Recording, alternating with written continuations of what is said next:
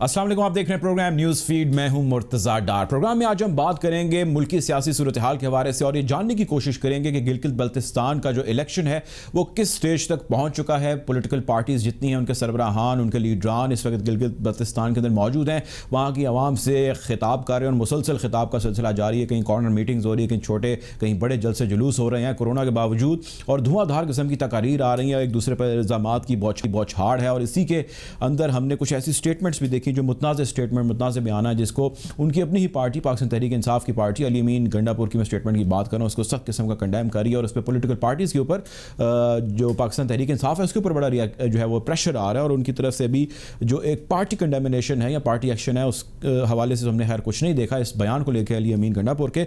But ये सारी सूरत हाल किस जानिब बढ़ रही है, वो यकीनन एक तनाव है जिसकी कैफियत बिल्ट हो चुकी है। अपोजिशन किसी सूरत भी जो है वो स्टेप बैक करने के लिए तैयार नहीं है, गवर्नमेंट किसी सूरत स्टेप बैक करने के तैयार नहीं है। हेड ऑन हेड की सूरत हाल है।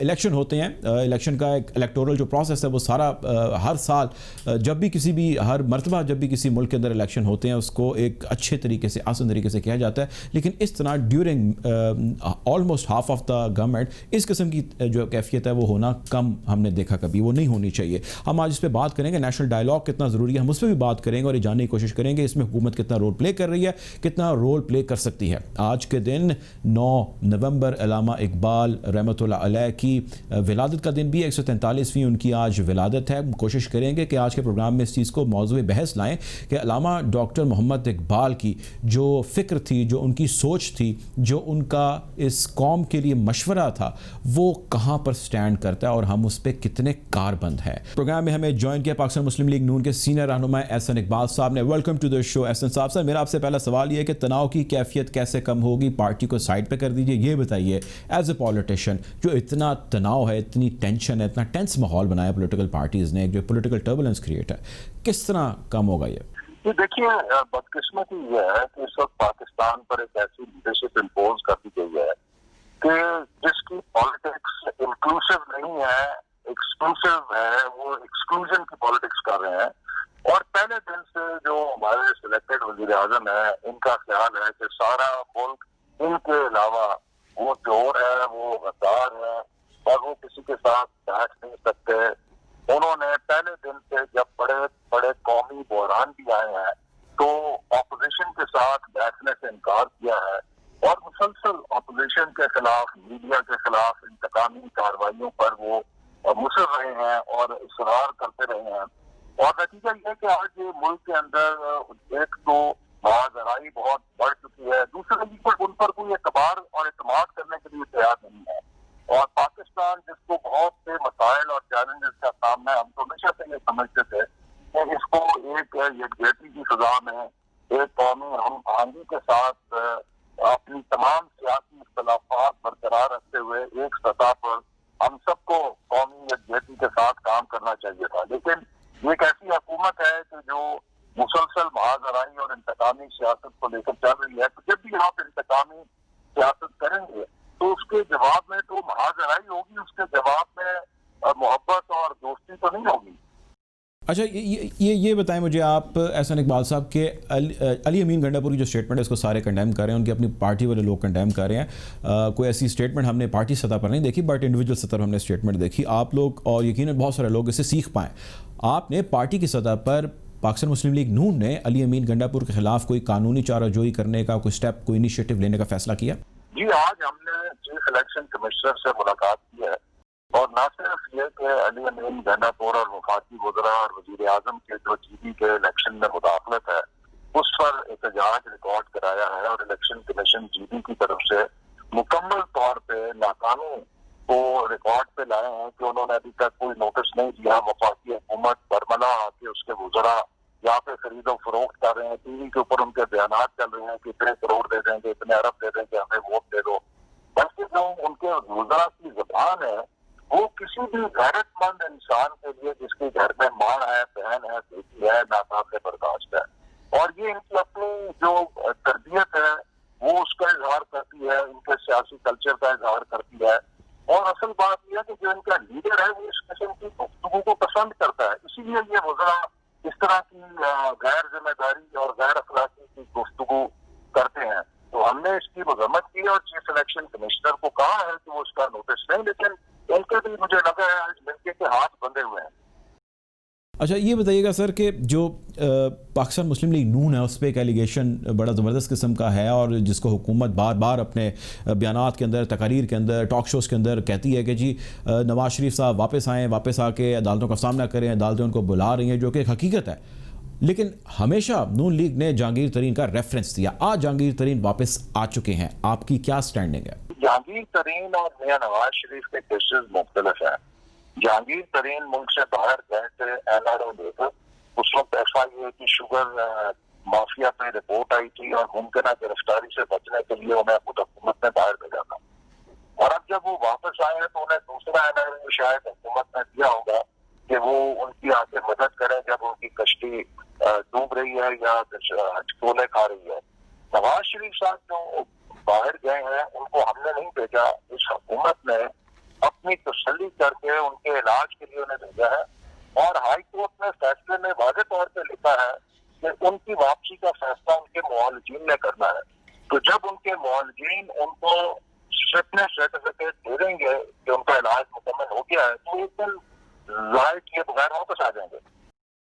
اچھا یہ بتائیے سر کہ جو قادر بلوچ صاحب ہیں وہ اپنے ساتھی کے ہمراہ آپ نے دیکھا بڑی دھواں تقریر ہے، وہ چھوڑ کر چلے گئے پارٹی اور انہوں نے کہا کہ جی میں ساتھ نہیں دے سکتا میاں صاحب کا جو انہوں نے بیانات دی اور جو جس قسم کی انہوں نے باتیں کی.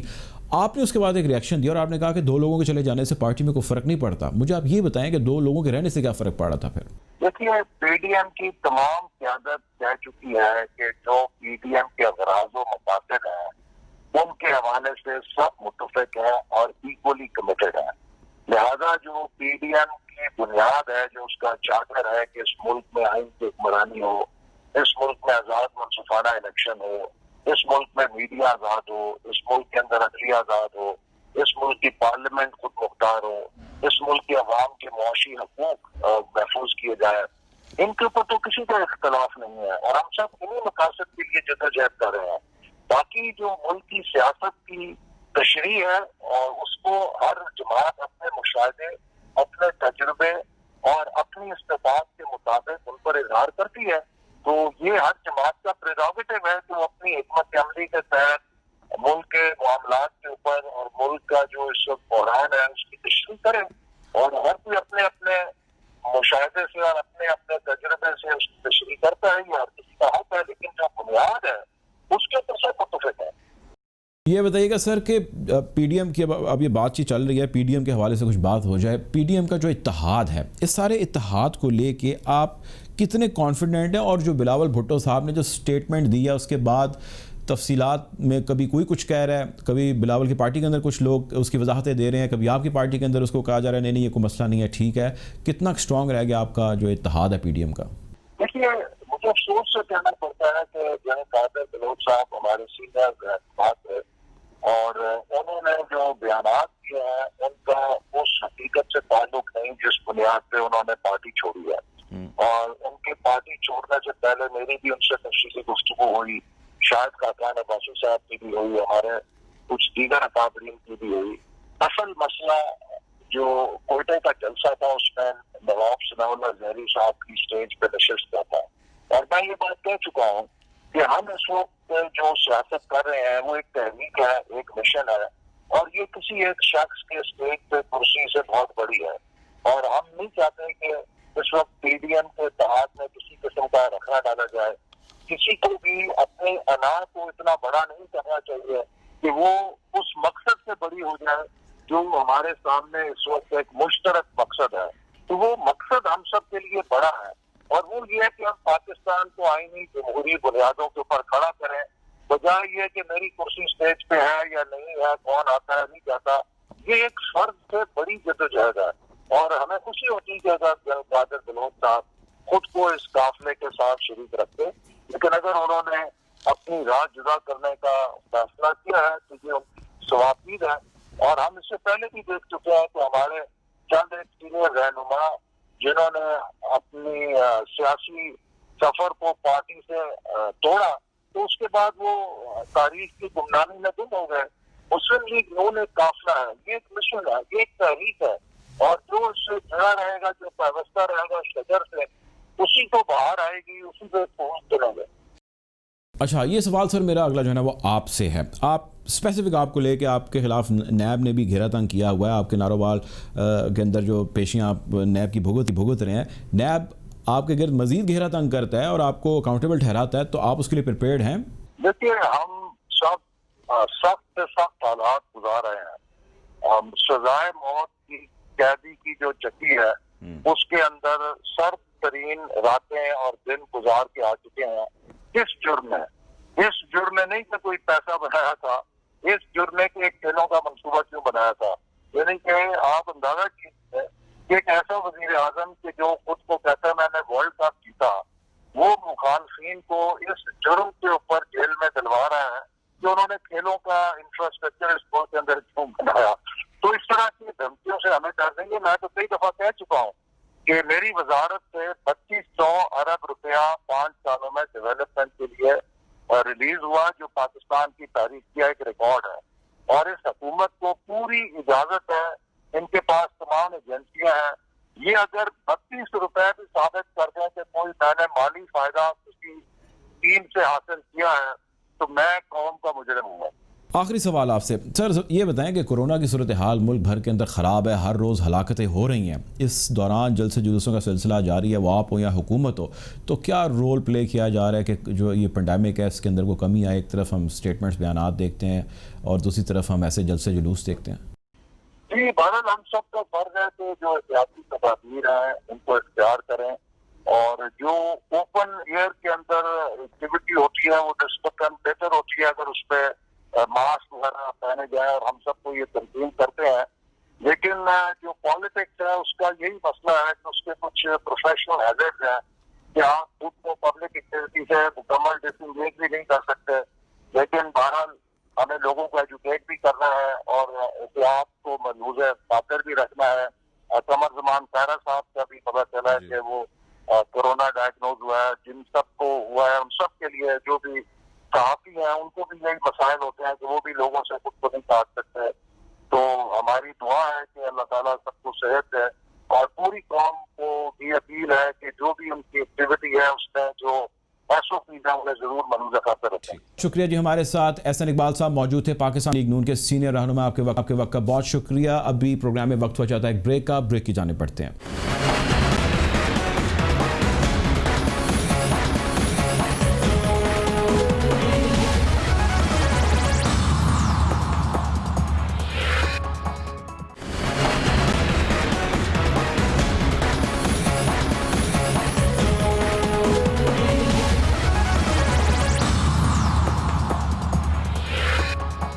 Welcome back after the break. Programme میں ہمیں جوائن کیا ہے سینئر اینالسٹ ہیں, جرنلسٹ ہیں عبدالرؤف صاحب. کسی تعارف کے محتاج نہیں ہیں, ہمارے سینئر ہیں.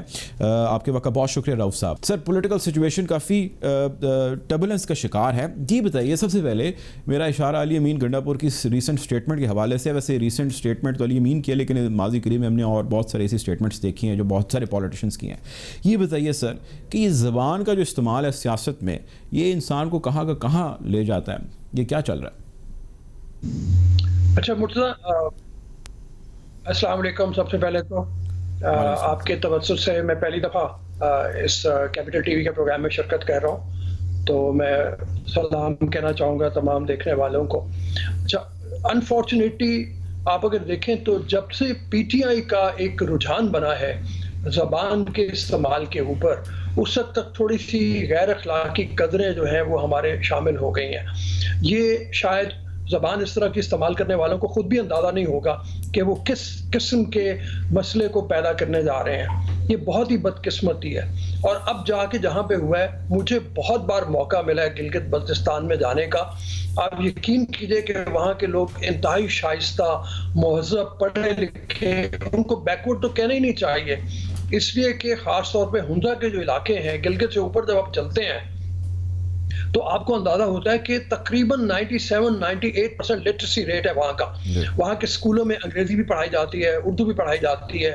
آغا خان سپورٹ پروگرام نے وہاں پہ انقلابی اقدامات کیے. ہمیں پتہ نہیں وہ لوگ کس طرح سے برداشت کر رہے ہیں اس طرح کی زبان کو اور اس طرح کی باتوں کو. اچھا, جب آپ ان سے بات کریں گے مجھے یقین ہے کہ وہ لوگ متنفر ہوں گے ایسی باتوں سے. یہ بات اور ہے کہ ان کا رجحان یہ رہا ہے کہ جو حکومت سینٹر میں ہوتی ہے وہی حکومت وہاں پہ بھی بناتی ہے. لیکن آنے والے دنوں میں ہمیں پتہ چلے گا کہ کیا یہ رجحان اب بھی باقی ہے یا نہیں باقی. ٹریڈیشنلی وہاں پہ اگر دیکھا جائے تو وہاں پہ پیپلز پارٹی کی سپورٹ تھوڑی سی زیادہ رہی ہے, اور وہ مجھے لگتا ہے کہ اب جو بڑی محنت کی ہے وہاں پہ جا کے بلاول نے, شاید اس کا کوئی ان کو پھل ملے. ٹھیک ہے. اچھا یہ بتائیں سر, گلگت بلتستان کی تو چلے ابھی سیاست چل رہی ہے, الیکشن کچھ دن میں ہوں گے, تمام لوگوں کی نظریں اسی پر ہی ہیں, وزیر اعظم نے بھی اعلانات کیے. میں اس سے ہٹ کے کچھ بات کرنا چاہتا ہوں کہ ہمارے ہاں ایک نیشنل لیول پہ جو پالیٹکس ہے وہ بڑی عجیب سے تناؤ کا شکار ہے. آپ دیکھیں ود ان منتھس جو ہے ایک ایسا ویکیوم کریٹ ہو گیا ہے ایتھکس کا کہ ہم اس کو ڈھونڈنے سے بھی نہیں ڈھونڈ پاتے. کوئی ایتھکس نہیں ہے, کوئی تناؤ کے اندر کمی نہیں ہے, شدت کے اندر اضافہ ہوتا جا رہا ہے. وہ حکومتی ترجمان ہو, وہ حکومت کا کوئی بھی وزیر ہو, وہ اپوزیشن ہو, سٹیٹمنٹس ہیں کہ وہ سخت سے سخت اور ذاتی سٹیٹمنٹس آ رہی ہیں. یہ کیا سچویشن ہے سر؟ حکومت کا کام تو بردباری اور چیزوں کو تحمل سے لے کر, اپوزیشن کو تحمل سے لے کر چلنے کا ہے, کہیں پہ کوئی ٹھہراؤ نہیں ہے. جس جگہ پہ پہنچ گئی ہے پالیٹکس ہماری زبان کے لحاظ سے, اس سے آگے کی کوئی چیز نہیں ہے. یعنی آپ جب کسی کو غیر محب وطن, غدار جیسا لفظ استعمال کرنا شروع کر دیں اور پھر دوسری طرف سے بھی جواب اسی طرح کا آ رہا ہو, تو اس سے آگے کی کوئی چیز نہیں رہ جاتی باقی. اس کے بعد کیا ہوگا؟ یعنی یہ کہا جائے کہ جناب کافر ہیں, مسلمان ہی نہیں ہے سرے سے, اس طرح کے الزامات بھی اب لگنے کو شاید رہ گئے ہیں باقی. تو میرے خیال میں یہ ہونا نہیں چاہیے تھا, چاہے حکومت کی طرف سے غداری کے جو القابات اور جو عنوان بنائے گئے ہیں یہ بھی نہیں ہونا چاہیے تھا, اور دوسری طرف سے بھی نہیں ہونا چاہیے تھا. لیکن ایک لحاظ سے پازیٹیوٹی میں دیکھتا ہوں. پازیٹیوٹی یہ ہے کہ جب آپ کسی کو انتہا پہ پہنچا دیں, جب آپ خود بھی انتہا پہ پہنچ جائیں, تو پھر اسے بیک ٹریک کرنا ہے, آپ کو واپس آنا ہے. تو شاید اب یہ ہو کہ ون سٹیپ بیک ہر ایک کو کرنا پڑے گا, اس کے بغیر کوئی حل نہیں ہے یہاں پہ. کیونکہ یہ چیز اگر شدت اختیار کرتی ہے تو خدا نہ خواستہ بہت بری صورتحال ہوگی. میرے خیال میں تمام پارٹیز کو بیٹھ کے اس کے بارے میں کئی طرح کے اقدامات کرنے کی ضرورت ہے. ایک تو یہ اقدام کرنے کی ضرورت ہے کہ اس اخلاقی قدروں کے اوپر یہ طے کر لیں کہ ہم نے اس طرح کی زبان استعمال نہیں کرنی, کیونکہ جواب بھی اسی طرح کا آئے گا. اور دوسرے یہ طے کر لیں کہ جناب تمام لوگ جو ہیں وہ محب وطن ہیں, اس میں کوئی ایسی بات نہیں ہے, اپنی ڈیمانڈز کر رہے ہیں. ڈیمانڈ کرنا ہمارے ملک میں ایک روایت بھی رہی ہے. جب ڈیمانڈز آئی ہیں تو ہم نے یہ القابات دیے ہیں لوگوں کو کہ تم غدار ہو, اور کل کے غدار پھر حکومت میں آ جاتے ہیں, حکومت والے دوبارہ غدار ہو جاتے ہیں. اب 3 دفعہ پرائم منسٹر بنا ہوا آدمی, تو کیا اس ملک پہ غدار حکومت کرتا رہے؟ یا اگر فرض کیا یہ چیز پیپلز پارٹی کے اوپر بھی آ جائے, پیپلز پارٹی کے بہت سے لوگوں کے اوپر بھی اس طرح کی شکایتیں آئی ہیں, ANP کے تو بہت سے لوگ ایسے ہیں جن کو اس طرح کے القابات ملتے رہے ہیں. تو میرے خیال میں یہ شدت رہے گی نہیں. باقی مجھے کم از کم یہ لگتا ہے خود ریئلائز کرنا پڑے گا ان تمام لوگوں کو کہ ہمیں ون سٹیپ بیک کرنا ہے, اور چاہے وہ ہمارے ادارے ہوں, چاہے وہ ریاستی ادارے ہوں, چاہے وہ سیاست کے ادارے ہوں, ان سب کو اس بیٹھ کے حل کرنا چاہیے. مفاہمت کی سیاست کی طرف ہمیں چلنا چاہیے, نہیں تو بہت نقصان ہو جائے گا. دیکھیں سر, جو گورنمنٹ ہے اس کا رول ہمیشہ تصور ہی کیا جاتا ہے کہ وہ ایک بڑے بھائی کا رول ادا کرے گی. اپوزیشن کا ظاہر کام ہے ان کے کاموں پر تنقید کرنا, بردباری سے لے کر چلنا معاملات کو. حکومت کی اولین ترجیحات سیاسی ترجیحات میں سے ہوتا ہے. آپ کو لگتا ہے کہ گورنمنٹ اس کے اندر فیل نہیں ہو رہی, بری طرح فیل ہو رہی ہے؟ دیکھو, آپ نے جو بات کی وہ بھی صحیح ہے, لیکن میں جیسے بات پہلے کر رہا ہوں اس کے بارے میں یہ سوچا تھا, یہ جو اگر ذمہ داری کی بات کی جائے نا, تو سب سے بڑی ذمہ داری خود حکومت کے اوپر آتی ہے, اور عمران خان صاحب کے اوپر سب سے زیادہ آتی ہے. میں تو پہلے یہ بات کہوں گا کہ عمران خان کی سپیچز دن بدن تلخ ہوتی چلی جا رہی ہیں.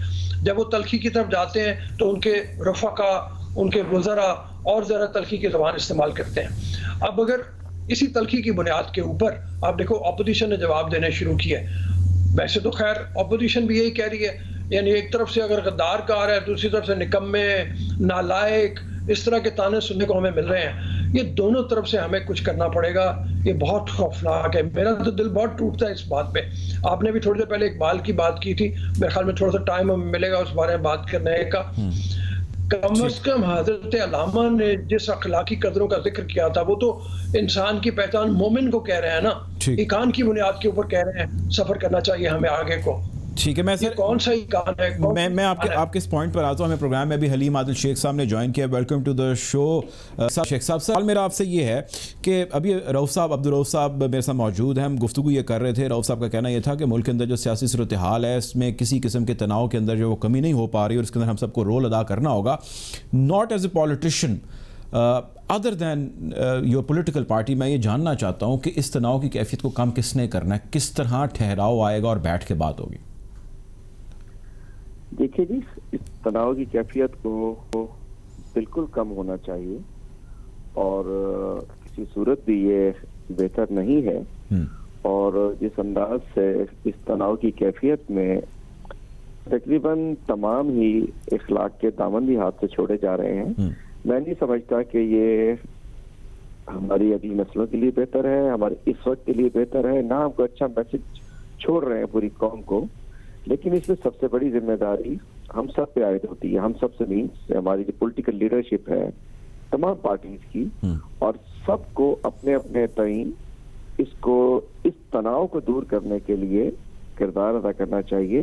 لیکن ایشو یہ ہوتا ہے کہ جب تناؤ کی بات کرنے کی جاتی ہے کہ جی ٹھیک ہے, بات ہم تو کہتے ہیں ہم بات کر سکتے ہیں without NRO, without corruption cases جو ملک سے لوٹ مار ہوئی ہے, اس پہ بات نہ کریں. آ جائیں سیاسی اخلاقیات پہ بات کر لیں اور بات کر لیں, تمام پولیٹیکل ایشوز کے اوپر بات کر لیں, پورے ملک کے ایشوز پہ بات کر لیں. کیا صحیح ہے, کیا غلط ہے, کیا امینڈمنٹس ہونی چاہیے, کیا قانون سازی ہونی چاہیے, اس پہ بات کر لیں. دیکھیں جب ہر چیز کو FATF بھی ہو اس کو بھی نیب کے ساتھ کیسز کے ساتھ اٹیچ کر دیا جاتا ہے. نیب میں ترامیم کی بات ہو تو 34 ترامیم وہی ہو جاتی جس میں ان کی جان چھٹتی ہو. ہر چیز کو جب باندھ دیا جاتا ہے کرپشن کیسز سے, چھٹکارے سے, تو بات یہ کہ وہ چیزیں آگے بڑھتی نہیں ہیں. اچھا, تبھی تناؤ پیدا ہوتا ہے. تو میرا خیال ہے کہ ایک کورس ہے, وہ ایک لیگل کورس ہے, نیب ایک الگ ادارہ ہے, اس کو الگ چلنے دیا جائے. باقی پولیٹیکل ایشوز پہ ملک کے حوالے سے ہم ڈائیلاگ کرنے کو تیار ہیں, بیٹھنے کو تیار ہیں, بات کرنے. اپوزیشن سر یہ نہیں کہتی جو آپ کہہ رہے ہیں. اپوزیشن کا یہ کہنا ہے کہ حکومت ہمارے ساتھ بیٹھنے کو ہی نہیں تیار, اور اپوزیشن کا یہ بھی کہنا ہے, آپ نے 12 دفعہ ایسی اسٹیٹمنٹس دیکھی ہیں اور اس کو آپ نے کاؤنٹر کیا. وہ یہ کہتے ہیں کہ ہم کسی قسم کا NRO نہیں مانگ رہے, یہ ان کی غلط فہمی ہے, غلط بیانی ہے ان کی. وہ یہ کہہ رہے ہیں, آپ یہ کہہ رہے ہیں کہ ہم بیٹھ کے NRO کے علاوہ بات کرنے کے لیے تیار ہیں. بات تو وہیں کی وہیں آ گئی.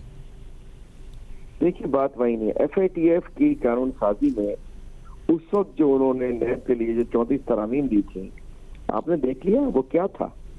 وہ کیا تھا, منی لانڈرنگ کو بھی چھوڑ دو, اس کو بھی چھوڑ دو, اتنے 10 سال پرانے کو بھی چھوڑ دو. وہ کیا تھا, وہ تو بلیک اینڈ وائٹ میں ہے نا جی.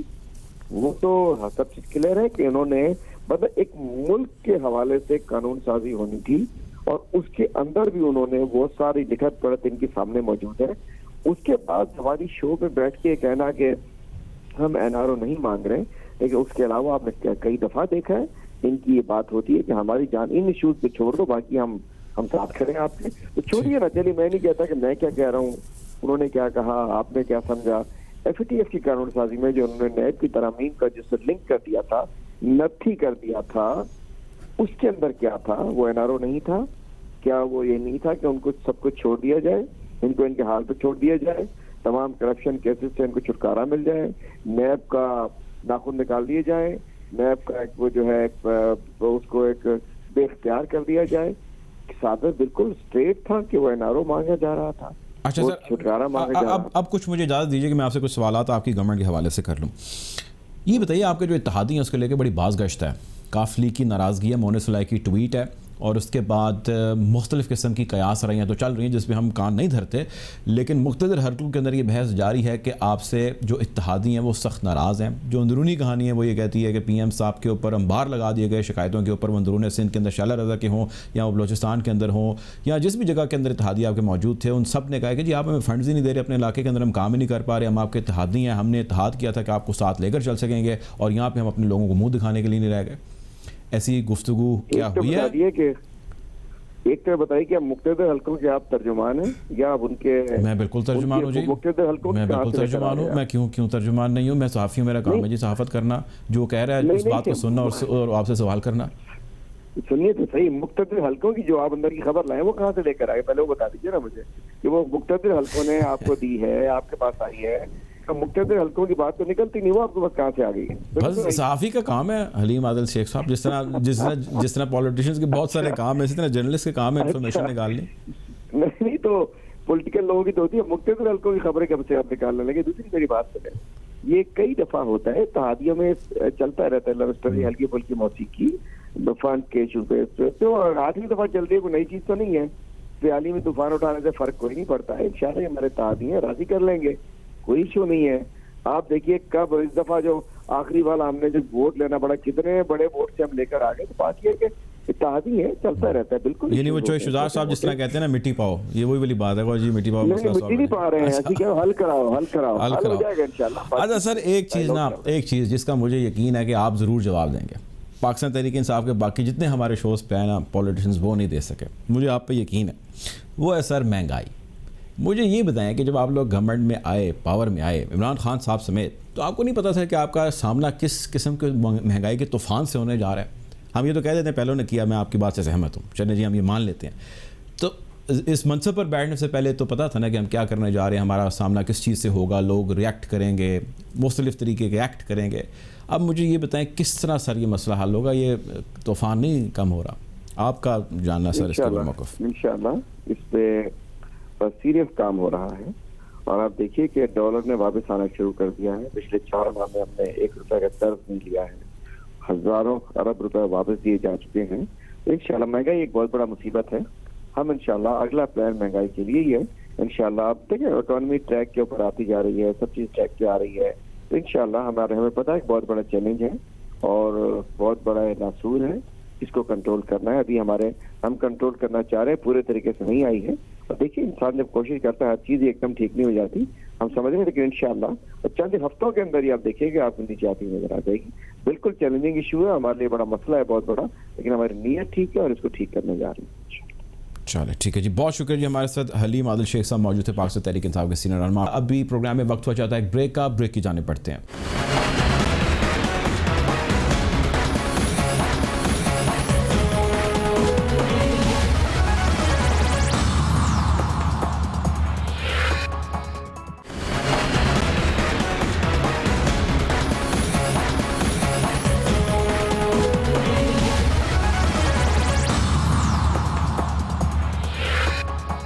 Welcome back after the break. आता हूँ आपकी जानिब रऊफ साहब। सर हलीम आदिल शेख साहब की आपने स्टेटमेंट सुनी, उनके बयानात सुने और आपने उनके जवाबात भी सुने। ये बताएं सर, हुकूमत कह रही है सब अच्छे की सूरत हाल है, सब अच्छा है, अपोजिशन कह रही है कि सब बुरा है। ये बताएं अवाम कहाँ स्टैंड कर रही है? मुझे सबसे पहले बात है ना, सब अच्छा कहाँ है, ये सबसे बड़ा सवाल पूछा जाना चाहिए। और मेरे ख्याल में वैसे तो जो पहले बात शेख साहब कह रहे थे उस हवाले से पूछा जाना चाहिए कि एनआरओ मांग रहे हैं, एनआरओ मांग रहे हैं। भाई जब एक एक्सट्रीम पे वो पहुंच गए हैं, उन्होंने कहा है कि हमें कोई किसी चीज़ की जरूरत नहीं, आप साफ साफ जवाब दें हमें इन सवालों का, इन बातों का। अगर इतनी बात है, जहां आपने इतनी चीज़ें खोल दी हैं, तो अब ये भी खोल दें कि कौन आया एनआरओ मांगने के लिए, उसकी क्या डिमांड्स थी, खोल दें। अब सब कुछ तो खुल गया। अब दूसरी बात जिसकी तरफ हम आ रहे हैं, सब अच्छा है। आप गलियों में, सड़कों में जिस वक्त लोगों को देख रहे हैं मायूस चेहरों के साथ, महंगाई का एक तूफान है, लोग बेरोजगार हुए हुए हैं, तो मतलब कहाँ पे सब अच्छा है? अगर इंटरनेशनल सूरत हाल में देखा जाए, हम तनहा खड़े में, कोई हमारा साथ देने को तैयार नहीं है। हम अगर सऊदियों को देखें तो जो उनकी नाराज़गी है वो हमें सामने नज़र आ रही है। चाइना के बारे में हम कह रहे हैं, पता नहीं वो कितने नाराज़ हैं, कितने नहीं हैं। आइंदा चल आने वाले दिनों में हमें ये भी क्लियर हो जाएगा। हमारा कोई हमसाया जो है वो ऐसा नहीं है जो पूरे तरीके पे हमसे खुश हो। अभी बाइडन के आने के बाद अफगानिस्तान में क्या सूरत हाल होनी है, उसके बाद हमें पता चलेगा कि वैसे तो बाइडन की एक स्टेटमेंट जो आई है वो ये आई है कि अगर तालिबान की हुकूमत आ जाती है तो आप क्या करेंगे? तो उसने कहा आप जो मर्जी करें, हमें कुछ नहीं करना। वहां पे सूरत हाल बिगड़ती है तो फिर हम कहाँ खड़े होंगे, हम क्या डिमांड होगी हमसे? हम बिल्कुल तन्हा है ना, इंटरनेशनल लेवल के ऊपर सही है कोई हमारी सूरत हाल, इकोनॉमी हमारी बुरे हाल में है, नेगेटिव में है, ग्रोथ हमारी है नहीं। काफी अर्सा पहले प्रेडिक्शन इस तरह की थी इकोनॉमिक ग्रोथ के हवाले से कि अगर हमारी जीडीपी की 8% के हवाले से ग्रोथ होती है तो हमारे मुल्क में नौजवानों को नौकरियां मिलती हैं और लोग जो है खुशहाल होते हैं। اس وقت جی ڈی پی کا آپ کو پتہ ہی ہے کتنے % ہماری گروتھ ہے. اس کا مطلب یہ ہے کہ 35 لاکھ لوگ ہر سال بے روزگار ہو رہے ہوں گے. یہ بے روزگار لوگ کہاں پہ جائیں گے, کیا کریں گے؟ جو انفلیشن ہے ہماری وہ ہمارے سامنے ہے. انفلیشن کا ریٹ کیا ہے؟ چیزیں حال یہ ہے کہ جو پیاز یہاں پہ 10 روپے 15 روپے حد 35 روپے ملا کرتا تھا 100 روپے ہے. ٹماٹر آپ کے سامنے موجود ہے. یہ بیسک چیزیں ہیں جس سے غریب آدمی نے اپنی روٹی بنانی ہے, کھانی ہے. آٹا کہاں پہ پہنچا ہوا ہے؟ بیسک گروسری کی چیزیں کہاں پہ پہنچی؟ صاحب اس پہ جو حکومتی ترجمان ہیں وزراء ہیں وہ یہ کہتے ہیں بھائی یہ ہم نے نہیں کیا, یہ ہمارا لینا دینا نہیں ہے. یہ پچھلی حکومتیں اتنے سال اتنی دھائیاں بیٹھ کے کھا پی کے قرضے لے کے مہنگے قرضے لے کے چلے گئے, ہمارے گلے انہوں نے ڈال دیے. اگر ہم بھی یہ کریں تو ہمارے دور کے بعد جو اگلا دور آئے گا اس کو بھی اسی سے گزرنا پڑے گا. تو ہم کیا اپنا دور بہتر کر لیتے ہیں اور لوگوں کو مزید مشکل میں ڈال دیتے ہیں. اس کو کس طرح ذرا آپ ریبٹل کرتے ہیں, کیونکہ یہ بڑا سالڈ آرگومنٹ ہے گورنمنٹ کا. نہیں چلیے قرضے لیے ہوئے تھے, لیکن یہ جو ہماری بیسک پروڈیوس ہے, جو چینی ہو گئی, گندم ہو گئی, آٹا ہو گیا, اس کا قرضوں سے کیا تعلق؟ وہ کہتے ہیں جی کیلکولیشن ٹھیک نہیں ہوئی اس کی, اس دفعہ مافیا بڑا اسٹرانگ تھا, مافیا نے جو ہے وہ یہ یہاں کی پروڈیوس ہے. اس کا مطلب ہوا ہے کہ میسو لیول کے اوپر مس مینجمنٹ ہوئی ہے. 2.5 سال ہو گئے. کیا 2.5 سال میں یہ مینجمنٹ ٹھیک نہیں ہو سکتی تھی؟ پچھلی حکومتوں میں بھی جس وقت یہ آیا, آپ یہ دیکھیں یہ بیانیہ بہت پرانا ہے. جب پیپلز پارٹی کی حکومت تھی انہوں نے کہا پچھلا دور جو تھا انہوں نے بہت خرابی پیدا کی, اس کی بنیاد کے اوپر ہمارے ہاں یہ ہے. مسلم لیگ نون آئی, اس کا بیانیہ آیا کہ پیپلز پارٹی نے ایسی گڑبڑ کر دی. اب یہ آئے ہیں, عام آدمی کو اگر پوچھا جائے اس کی تو سمجھ بھی کچھ نہیں آئے گا کہ پتہ نہیں کون صحیح تھا, کون غلط تھا, کون کیا کر گیا. لیکن میرا سوال بنیادی طور پر یہی ہے کہ جو بیسک پروڈیوس ہے, یعنی جو چاول ہے, آٹا ہے, گندم ہے, جو آپ کے پیاز ہے, ٹماٹر ہیں, اگر کیا ایسی بات ہے کہ پچھلے دنوں جیسے بلوچستان سے فصل آئی تھی تو آپ کا ٹماٹر گلیوں میں 20 روپے کلو مل رہا تھا. کیا آپ پہلے سے تیاری نہیں کر سکتے تھے ایسی کیا آپ کی پروڈیوس ہے وہ اس طرح کی ہو؟ اب کیا بنیاد بات ہو گئی ہے کہ جو یہ قیمت 100 روپے سے اوپر چلی گئی. اچھا سر, تو یہ مس مینجمنٹ ہے. بالکل سر آپ کا پوائنٹ آ گیا اور یہ بڑا ویلڈ پوائنٹ ہے آپ کا. میں نے تو ابھی حلیم عادل شیخ صاحب سے بھی کوشچن کیا جب آپ گورنمنٹ میں, آپ کو نہیں پتا تھا آپ کا مقابلہ کس سے ہونے جا رہا ہے, جو ایک مہنگائی کا ہے. یہ بتائیں سر, جو اپوزیشن ہے اب اس کی تھوڑی بات کرتے ہیں. لوگ یہ کہتے ہیں کہ عمران خان سے اچھے وہ تھے, اور بہت سارے ایسے لوگ یہ کہتے ہیں کہ جی عمران خان ان سے اچھا ہے. یہ میں اپنے ذاتی تجربے سے بتا رہا ہوں. جو پروگرام کرنے میں گیا لاہور انالکلی کے اندر, ہم نے پروگرام کیا, لوگوں سے بات چیت کی اور پوچھا جی بتائیں کیا مسئلہ ہے. سب کا مسئلہ تھا مہنگائی جس کا ہم ذکر کر رہے ہیں. اب بات کرتے ہیں اپوزیشن کی.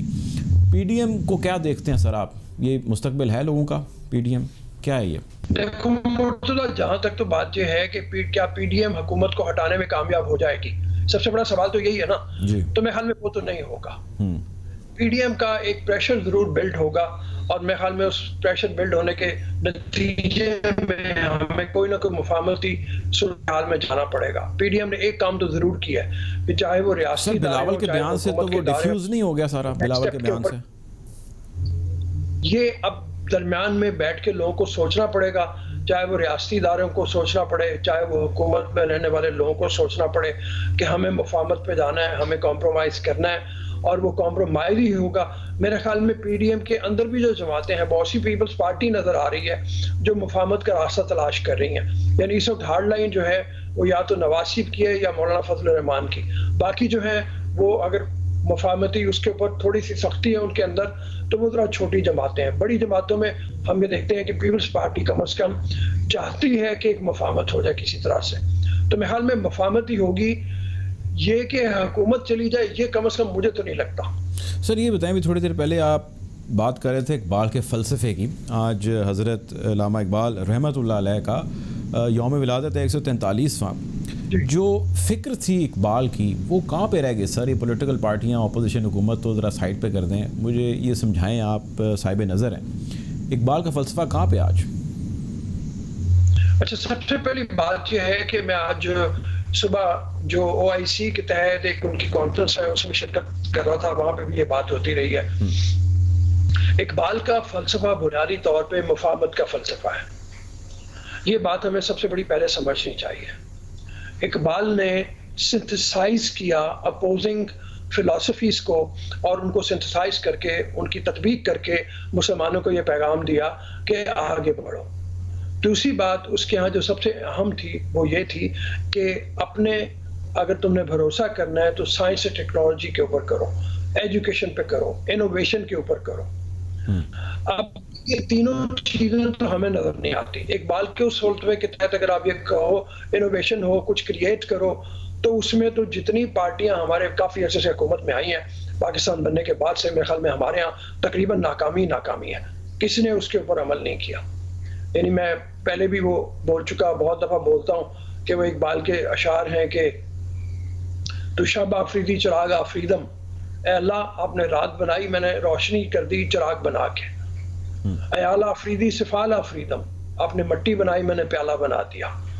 بیابان و کوسار و راگ آفریدی، آپ نے جنگل بیابان بنائے۔ خیابان و گلزار و باغ آفریدم، میں نے خوبصورت باغوں میں ان کو تبدیل کر دیا۔ اب صورتحال یہ ہے کہ 1.2 آپ کہہ لیں 11 ملین آپ کہہ لیں تقریباً دنیا میں یہودی ہوں گے۔ اس آبادی کے ساتھ دنیا میں سب سے زیادہ نوبل لوریٹ، نوبل انعام جیتنے والے سائنسدان یہودیوں کے یہاں ہیں، وہ اس لیے آ گئے ہیں۔ یہاں پہ 1 ارب سے زیادہ کی پاپولیشن ہے۔ آپ ذرا گننا شروع کرو کہ کتنے سائنسدان ہیں اور انہوں نے کیا کریٹ کیا۔ ہمیں اپنے آپ پہ اپنے گریبان میں نظر ڈال کے جھانکنا چاہیے۔ یہ حکومت کی بھی جو پالیسی ہے، اب کبھی پچھلی حکومت آتی ہے وہ کہتی ہے جی قاعدہ غلط ہو گیا ہے، اس سے پچھلی حکومت ہوتی ہے وہ کہتی ہے جی دانش اسکول بنا دو، اس سے پہلے تھے تو چودھری صاحب کے زمانے میں انہوں نے بھی عجیب و غریب پتہ نہیں کون سے سسٹم کی بات کی، بے پناہ پیسہ ضائع کیا گیا۔ ابھی تو سرے سے کوئی ہے ہی نہیں، صرف سلیبس کے اوپر وہ کہہ رہے ہیں کہ نیا سلیبس ہم کریٹ کریں گے جو ہم آنگ ہوگا، لیکن جہاں پہ زور ہونا چاہیے وہ ہے ہی نہیں۔ آپ کے نیچے سے نرسری نہیں آئے گی، جب نرسری نہیں ہوگی تو ملک کی باغ ڈور کس نے سنبھالنی ہے؟ پھر یہی ہوگا کہ ایک دوسرے کے اوپر غدار کے الزامات لگیں گے۔ اسی طرح کی فصل آئے گی کہ جب آپ ٹویٹر پہ جائیں گے تو سوائے گالی گلوچ کا اور کچھ بھی نہیں ہوگا۔ ٹھیک، بالکل ٹھیک کہہ رہے ہیں سر۔ بہت زبردست آپ کے ساتھ سر آج گفتگو رہی، اور اقبال کے جو فلسفہ، اقبال کی جو فکر ہے جس کا انہوں نے ذکر کیا ہے بار بار، اس کو آج کے دور سے ہم نے اس کا موازنہ کیا اور ہمارے سامنے حقیقت ہے کہ وہ کیا تھی فکر، وہ کیا تھی سوچ، اور زمینی حقائق کیا ہیں۔ عبدالرؤف صاحب ہمارے ساتھ موجود تھے، سینئر جرنلسٹ ہیں، اینالسٹ ہیں، کسی تعارف کے محتاج نہیں، آج انہوں نے دیا۔ I am highly grateful to you sir. Programme کا وقت ختم ہوا چاہ رہا ہے، آپ سے انشاءاللہ کل ضرور ملاقات ہوگی، اپنا خیال رکھیے گا، اللہ حافظ۔